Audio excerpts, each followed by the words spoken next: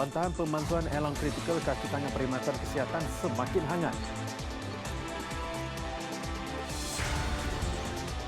Gerhana matahari Anulus atau cincin memukau rakyat Malaysia.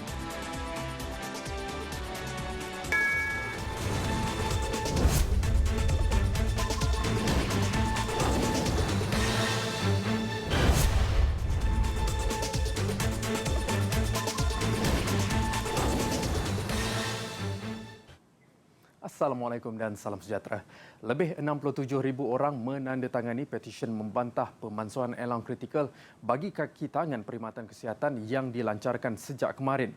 Ia menunjukkan inisiatif Persatuan Perubatan Malaysia MMA semakin menghampiri sasaran mereka untuk memperoleh 75,000 tanda tangan. MMA berbuat demikian selepas kerajaan memansuhkan bayaran insentif perkhidmatan kritikal BIPK bagi pelantikan baharu mulai 1 Januari ini. Tegas MMA, tindakan kerajaan itu memberi kesan kepada kaki tangan muda yang bakal berhadapan dengan penurunan 15% daripada gaji mereka. Golongan yang terlibat dengan keputusan kerajaan itu adalah doktor, jururawat, ahli farmasi dan kaki tangan dalam perkhidmatan pergigian. Petisyen itu juga membangkitkan persoalan mengapa perkhidmatan awam menjadikan kaki tangan perkhidmatan kesihatan sebagai sasaran. Menteri Belia dan Sukan Syed Saddiq Syed Abdul Rahman turut tidak bersetuju dengan pemansuhan BIPK khususnya bagi doktor dan jururawat muda. Sebagai tanda membantah pekeliling baharu Jabatan Perkhidmatan Awam, beliau memotong pendek cuti tahunan dan memulangkan elang percutian seterusnya mengurangkan 10% daripada gaji beliau. Arahan agar semua penyewa awam lelaki di Kelantan memakai songkok pada setiap hari Khamis bermula hari ini bertujuan menghidupkan budaya dan identiti Melayu di negeri itu. Timbalan Setiausaha Kerajaan Negeri Datuk Tengku Azmi Tengku Jaafar berkata, penyewa awam yang ingkar dianggap melanggar disiplin etika berpakaian yang ditetapkan.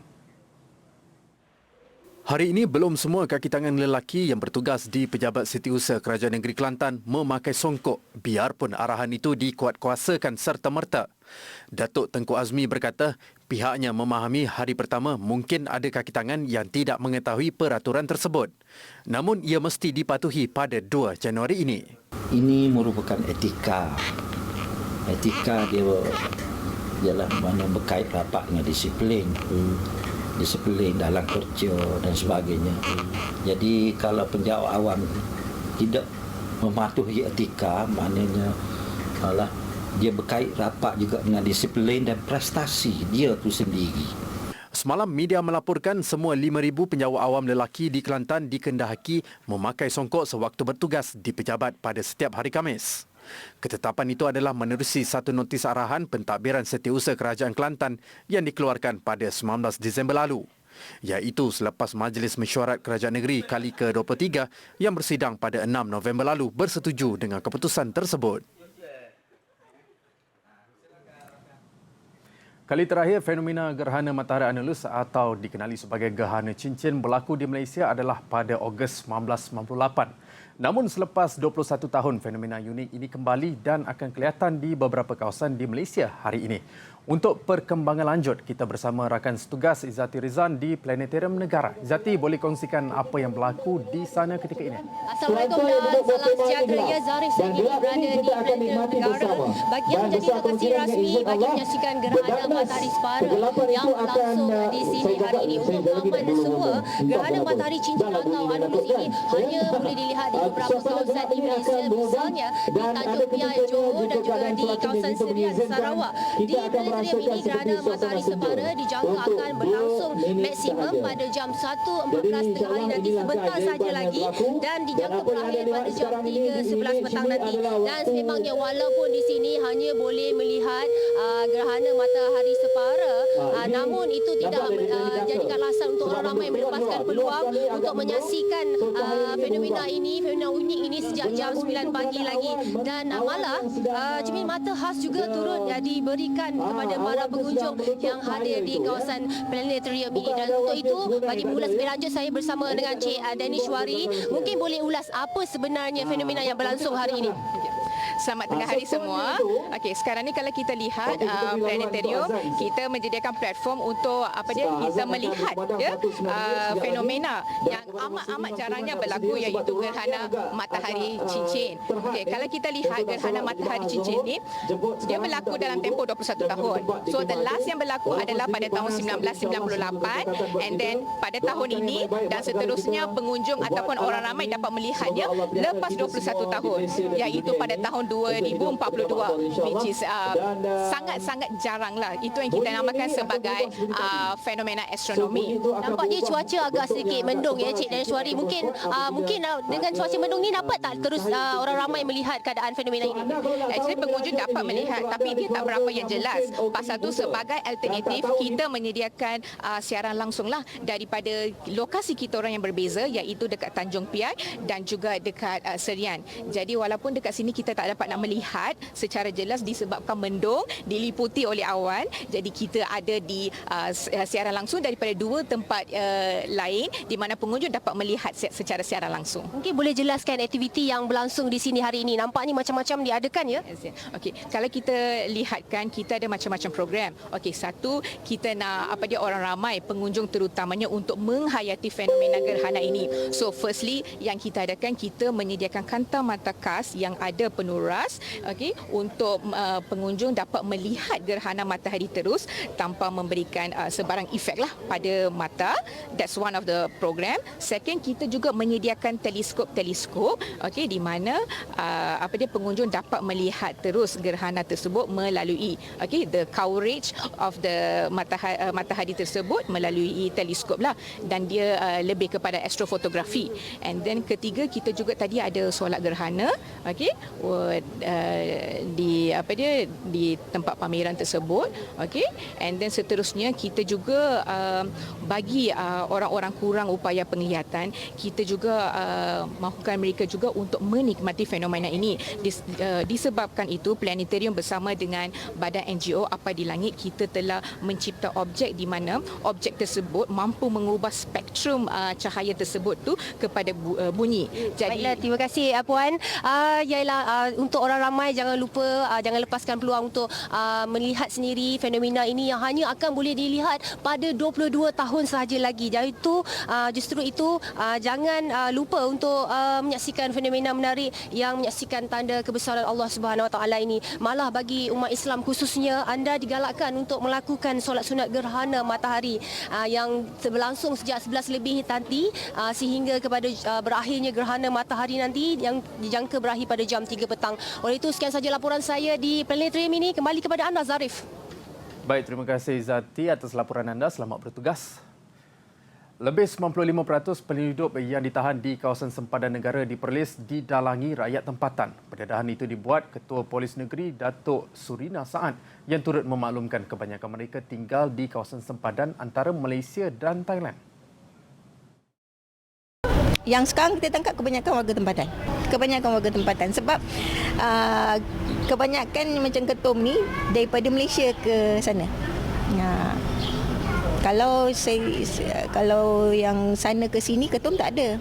Kebanyakan 100% boleh kita anggapkan 100% lah daripada warga tempatan. Selain ketum, pihaknya kini menumpukan pada kes penyeludupan mercun dan bunga api menjelang sambutan Tahun Baharu.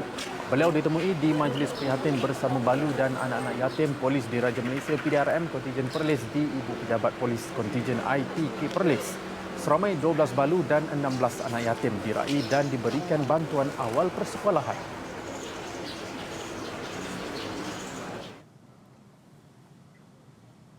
Pasukan Polis Marin Wilayah 4 menahan sebuah bot pam di kawasan perairan laut Bohayan Sempurna Sabah dalam satu kes penyeludupan kemarin. Muatan minyak petrol anggaran 335 liter yang diisi di dalam 16 galen pelbagai saiz dikesan untuk dibawa keluar ke negara jiran Filipina. Komander Pasukan Polis Marin Wilayah 4 ACP Muhammad Fajri Ali berkata, bot berkenaan dinaiki seorang lelaki warga emas bersama seorang lelaki berusia 20-an. Kedua-dua suspek dari Kampung Labuan Haji ditahan kerana gagal menunjukkan sebarang dokumen daripada pihak Kementerian Perdagangan Dalam Negeri dan Hal Ehwal Pengguna. Kes disiasat di bawah Seksyen 21 Akta Kawasan Bekalan 1961 dibaca bersama Peraturan-Peraturan Kawalan Bekalan. Sabit kesalahan boleh didenda RM1 juta seorang dan penjara 3 tahun. Tambah ACP Pajeri, operasi sempena musim perayaan Christmas Tahun Baru dilanjutkan sehingga perayaan Tahun Baru Cina secara berterusan di seluruh perairan Sabah bagi memerangi jenayah rentas sempadan.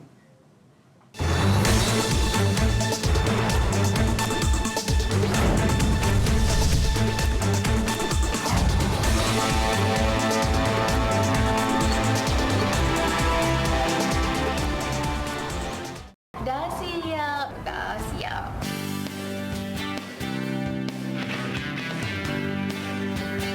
Keberkatan dan doa daripada kedua ibu bapa ni sangat penting untuk seseorang anak meniti kejayaan. Ini untuk kita semua. Thank you.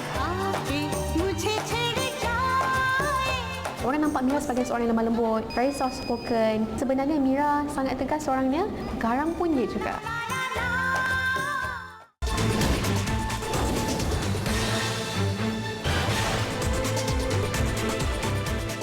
Kembali bersuah. Pemilik 5 kediaman berdekatan rumah yang letak di Jalan Kelab UK2 Bukit Antarabangsa dinasihatkan berpindah atas faktor keselamatan. Beberapa agensi berkaitan melakukan pemeriksaan di kawasan tersebut kerana dikuatiri berlaku keretakan pada dinding penahan pada unit rumah yang terlibat. Tinjauan kru kami mulai jam 9 pagi tadi turut mendapati beberapa agensi keselamatan melakukan pemantauan di beberapa kediaman. Antaranya Majlis Perbandaran Ampang Jaya MPAJ, Jabatan Kerja Raya JKR, Polis Diraja Malaysia, Kawasan Ampang Jaya dan Persatuan Penduduk. Beberapa pemilik kediaman turut bermesyuarat dengan pihak MPAJ bagi mengetahui status terkini kejadian. Tinjauan ke kediaman bersebelahan rumah di lereng bukit yang letak turut mendapati berlakunya keretakan dari pagar sehingga bahagian dapur. Difahamkan Menteri Perumahan dan Kerajaan Tempatan Zuraida Kamaluddin akan melakukan tinjauan jam 5 petang ini. Keretakan dinding kediaman berlaku jam 4 pagi semalam.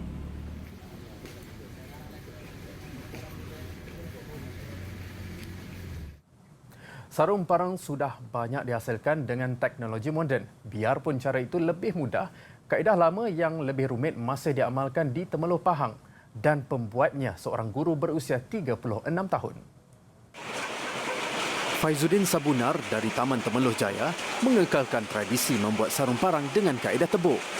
Beliau yang juga seorang guru di sebuah sekolah rendah di Temeloh berkata, proses paling sukar adalah membentuk ruang dalam sarung mengikut bentuk mata pisau atau parang.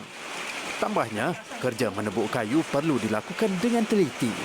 Jika silap, kayu lain akan digunakan. Untuk memastikan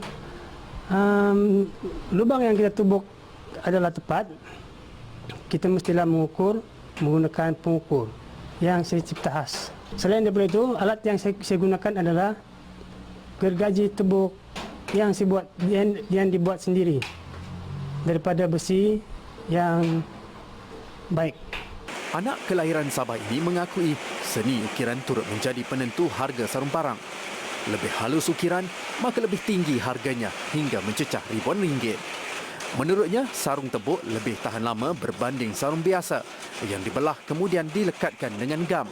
Walaupun sibuk dengan tugas sebagai guru, beliau masih berupaya memenuhi permintaan pelanggan dari dalam negara dan Singapura. Dalam usaha melahirkan golongan wanita yang berjaya dan berdaya saing di usia muda, satu bengkel diadakan di Ibu Negara khusus buat kaum hawa berumur antara 15 hingga 25 tahun. Mereka didedahkan dengan perkongsian ilmu, pengalaman dan resepi kejayaan daripada beberapa panel wanita.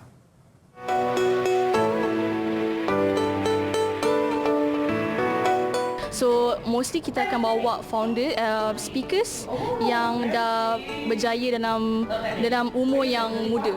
Sebab Girl Nation kita nak galakkan budak-budak dalam umur 15 ke 25 untuk mencari kejayaan diorang and be passionate on something and they want. I'm still young. I'm still 20 years old.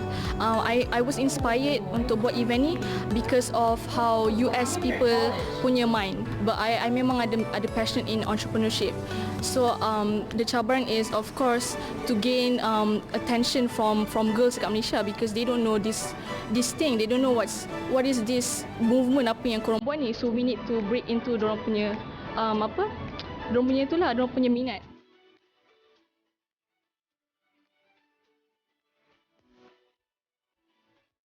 So I think that events like this are very important for people during our age group, say about 16 to 35, because it empowers people and, you know, it gives us something like leadership skills, to be empowered, to be confident. It's basically everything that I think our age group lacks sometimes because of how we are brought up in Malaysia. Pada pendapat saya, event ni memberi peluang kepada wanita biasa di Malaysia macam saya sendiri untuk lebih mengenali dunia luar and then untuk mencari pengalaman daripada orang-orang yang kita sudah kenal. Macam saya sendiri, saya 23 tahun and saya still mencari ke mana arah tuju wanita untuk zaman sekarang.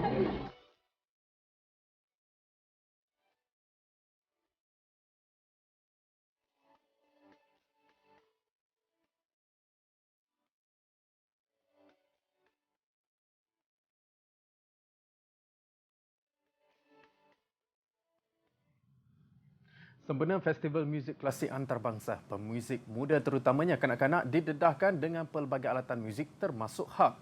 6 kanak-kanak usia antara 4 hingga 14 tahun berpeluang menyerlahkan bakat mereka bermain alat muzik klasik itu di sebuah institut pengajian tinggi swasta di Petaling Jaya, Selangor baru-baru ini. Actually, harp is one of the oldest instruments. Harp is at a basic level like a very simple instrument. It's just a triangle of wood and then there are strings in the middle.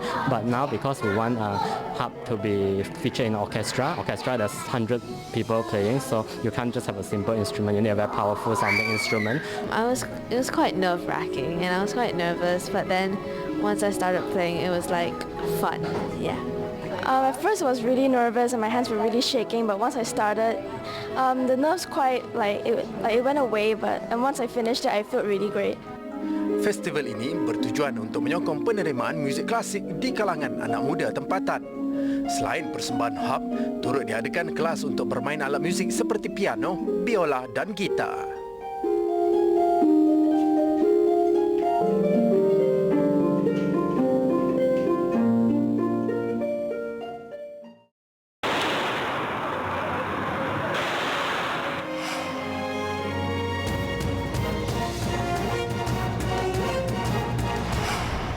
Waktu saya terbaring tu, saya terfikir yang sebiji peluru akan singgah dekat kepala saya dan saya akan mati. Tembakan dia tu, dia macam ditarik tu kan macam bersambung je.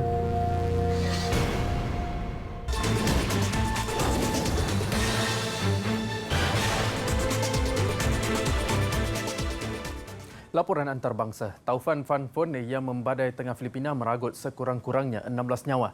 Taufan yang membawa angin kencang berkelajuan 195 km sejam mengakibatkan kerosakan pada lebih 100 kediaman. 8 orang termasuk seorang kanak-kanak berusia 3 tahun maut di wilayah Iloilo dan Capiz. Kematian juga dilaporkan di Bandar Kananga dan Abu Yok di wilayah Leyte. Terdahulu lebih 16,000 orang dipindahkan ke pusat pemindahan sementara. Ratusan pokok dan tiang elektrik juga dilaporkan tumbang. Lebih 40 jadual penerbangan domestik ke Visayas terpaksa dibatalkan. Kasalukuyan na po tayong binabagyo, mga kapatid! Oh my God!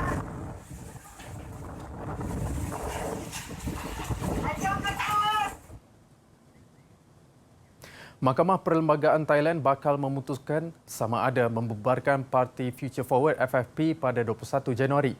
Ia susulan dakwaan parti pembangkang itu menghasut serta cuba menggulingkan Raja Berperlembagaan. FFP yang meraih tempat ketiga dalam pilihan raya muncul parti paling lantang menentang kerajaan pakatan diketuai bekas Ketua Junta Tentera Prayut Chan-o-cha. Suruhanjaya pilihan raya awal bulan ini mencadangkan kepada Mahkamah Perlembagaan supaya membubarkan parti itu kerana melanggar undang-undang berkaitan parti politik kerajaan dan menerima pinjaman daripada pemimpinnya.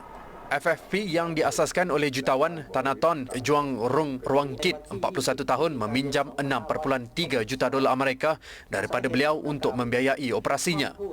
Sementara itu, pada bulan lalu, kelayakan Juang Rung Ruang Kit sebagai ahli parlimen dibatalkan oleh mahkamah selepas didapati bersalah melanggar undang-undang pilihan raya.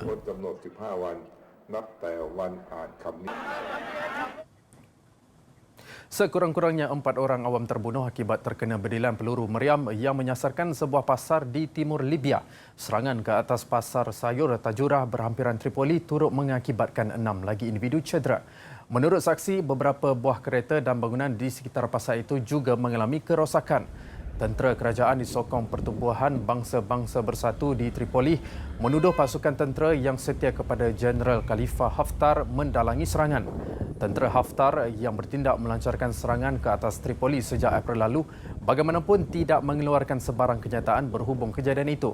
Menurut PBB, pertempuran di sekitar Tripoli sejak April lalu mengakibatkan sekurang-kurangnya 284 orang awam terbunuh dan 363 yang lain cedera.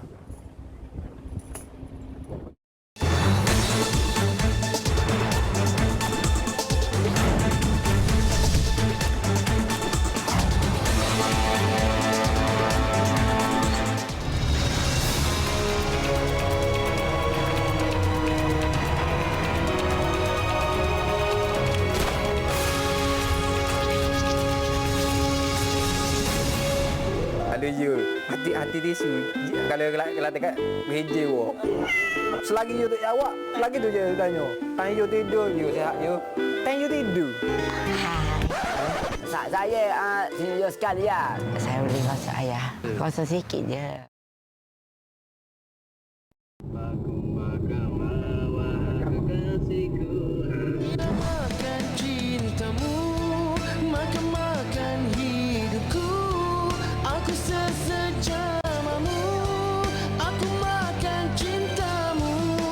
Bersama saya Syahmi. Saya Sami. Bersama saya You. Ayu, Asih. Kasih lama berlalu, tidak mungkin ku.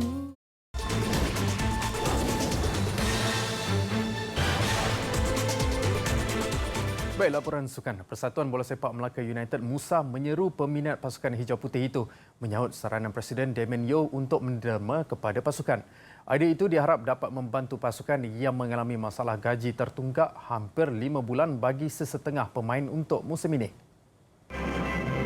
Menurut penolong pengurus Melaka United, Syarul Nizam Syamsuddin, usaha untuk mendapatkan derma awam atau crowdfunding ialah salah satu usaha menyelesaikan masalah kewangan terdahulu skuad berkenaan. Sebelum ini, Damien memaklumkan yang hutang musim lalu masih berbaki 8 juta ringgit daripada 11 juta ketika beliau mengambil alih kerusi itu. Isu tunggakan gaji pemain Melaka United ini mula kedengaran September lalu. Ia juga memaksa bekas kapten pasukan itu, Syukur Adan, meninggalkan pasukan ketika mereka bersaing pada suku akhir pertama Piala Malaysia.